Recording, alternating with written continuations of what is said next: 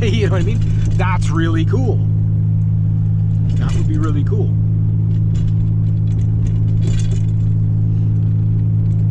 But who knows? That's what rich people talk about. People like me, like, can my vehicle make it home?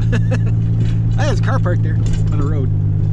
That's what people like me talk about. Is like, can my vehicle make it home? You know, do I have enough gas money to find out if my vehicle, to go somewhere to find out if my vehicle can make it home? That's what working class poor is all about, man. That's what it is. It's like, do I have enough gas money to go far enough to find out if my vehicle can actually get home? That is the perfect middle class, working class, lower middle class, working class poor. That's exactly what it is. You could not sum it up better than that. You know, like, you guys, you know, you watch this channel and you laugh at all my vehicles and all the quirky things that happens with them and me and stuff like that.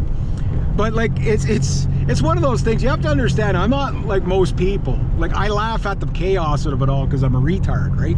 But the most people, their anxiety driving my vehicles would put their anxiety, they'd be in the hospital for mental health issues. You know what I mean? Like, I'm not lost on this. I'm a maniac, right? So it's like, okay, well, whatever happens, happens, you know? I mean, you're talking about to a guy here who's died so many times, nearly died so many times by his own hand. You know what I mean? Like, I just know my own stupidity. You know what I mean? It's like, okay, it is what it is. You know, it's like, whenever I have a passenger, like, why do you drive the speed limit or slower? I said, well, no, the question you need to ask is how fast you want to go when we have a mechanical failure and crash. That's a better way to frame it. Oh, okay. Carry on. You know what I mean? I remember my buddy was like, really? I remember my client, she asked me three times in the Silver Pellet when because I forget what happened. Oh yeah, she damaged some bodywork on her SUV. And it was at the McLaughlin's garage, which they do beautiful work on. Like, you should see some of the old cars they've restored. I've known John McLaughlin since I was a kid. Went to school with his cousins and stuff like that. He was a little bit older than me, but I've known him, whatever. And some of the cars, like classic cars and stuff that he's built, gorgeous. But anyway, we had to go get her car. And she's like, I have to go get my car, and I hate to ask you. I said, yeah, sure, we can go get it. I don't mind at all.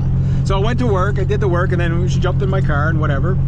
And the first question was, as we were leaving the yard, it's like, oh, the brakes are okay on this, eh? I said, oh yeah, they're good. And she must have asked me about 3 times, directly and indirectly, between there and whatever. And so we went and picked up her car. I made sure everything was good, and I followed her, you know, to the turnoff to go to her place, because I wanted to make sure that everything was, there was no problems, right? And whatever. So, but it's just that, but the brakes are good, right? I said yes. I did say yes.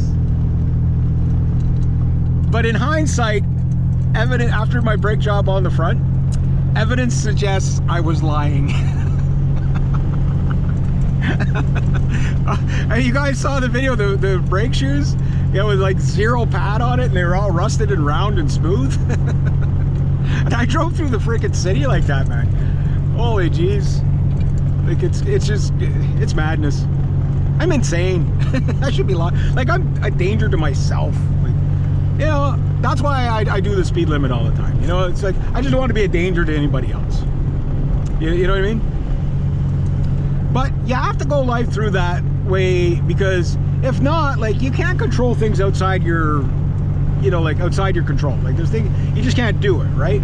So to sit there and stress about stuff like that, yeah, it gets you down, I get that, but don't let it. You know what I mean? Like, just look at everything like an adventure.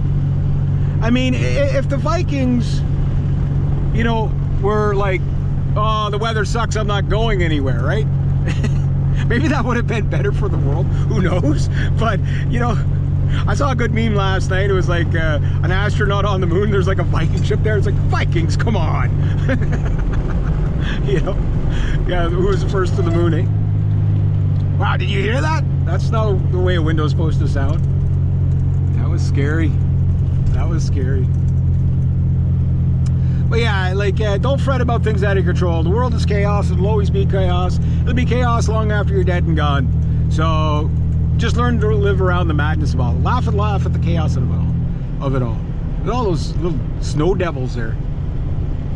If you get lots of those at the end of March, like really cold and dry at the end of March, that's usually an indication of a very tornado-y season. If you go by the almanac. I haven't bought an almanac in such a long time. Used to love those.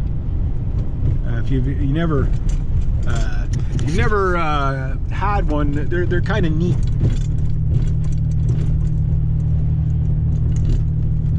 Holy potholes. If there were potholes that ever potholed, those were them. Those were them. You know what's gonna happen, eh? I'm gonna get home, and in the next hour or so, it's gonna snow like 4 feet. My client's gonna come up, Reg didn't come by and shovel. It's like, no, I was there, I swear. Yeah. Because that's what happened last time. Is I got off the phone and the weather was like this. Oh yeah, I'm not gonna bother going and shoveling because it wouldn't be worth it, blah, blah, blah, blah, blah. And today I don't even know if it was really worth it, but you know, it did snow yesterday, so whatever. But, wow, look at that drift. Woo! Woohoo!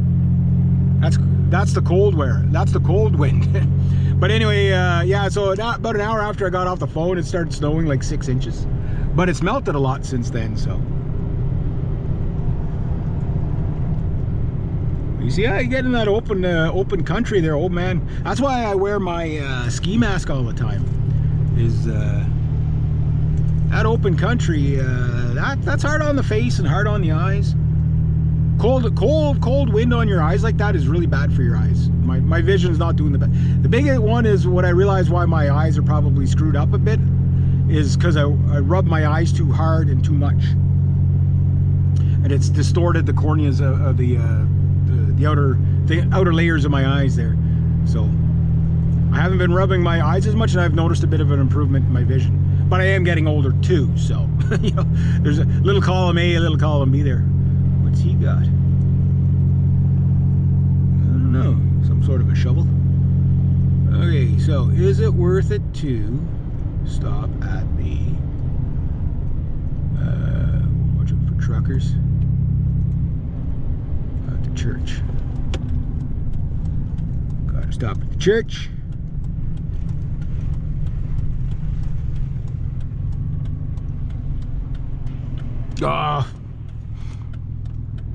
The 90-year-old seniors can get in there, that's fine.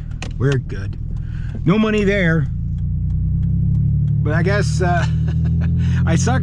Okay, I'm probably not going to be shoveling that too much longer. If I've only just started for one of my regular clients, Mr. Darren. But I've probably suckered myself into another job for next year.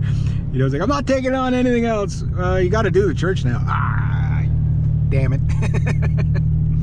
I do it with pride, honor, and it's a pleasure to do that because I know it's good for the community. You know what I mean? Jobs like that I actually kind of look forward to because it's like I know people when you shovel a church step, sweep the church step, anything like that. I used to volunteer cutting the grass in the our church where my mom, my grandmother, my grandfather, my great uncle, and half my family's buried. And that's probably where I'll be buried. I was doing it for, you know, on like we were paying for the gas and everything, and they finally hired somebody. I was kind of hoping they were going to hire me to do it, but I didn't have a riding mower at the time that was reliable enough, and the whippersnipper. Now I got that, so maybe next year I might put in a bid because I'd love that. Cut it every 2 weeks, whatever. It's not about the money sometimes, you know what I mean? I like serving my community a bit. You know, I know we live in a me society, but you don't always have to be that way. You know, the more you give, the more you do get. Like potholes, like that pothole right there, that gave me something. And you get something out of that. Mainly damage. Lots and lots of damage. Yeah.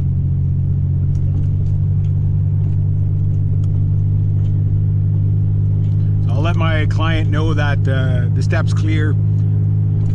For today anyway.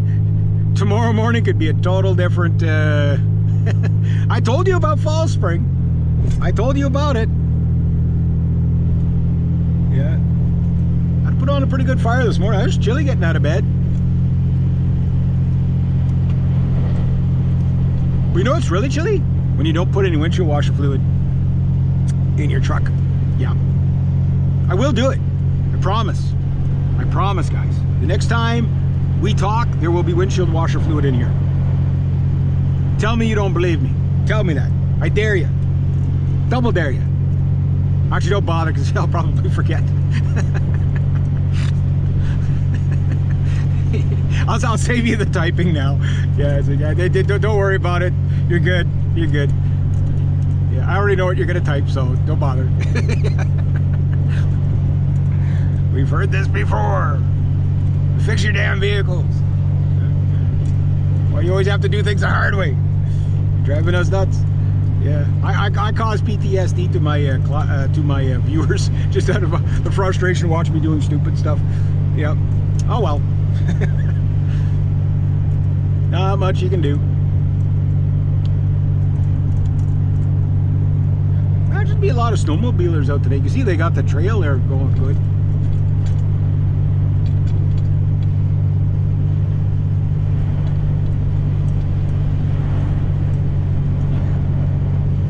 It's going to be soupy.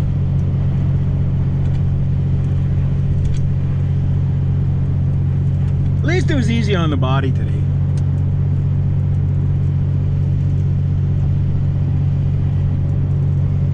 At least it was easy on the body.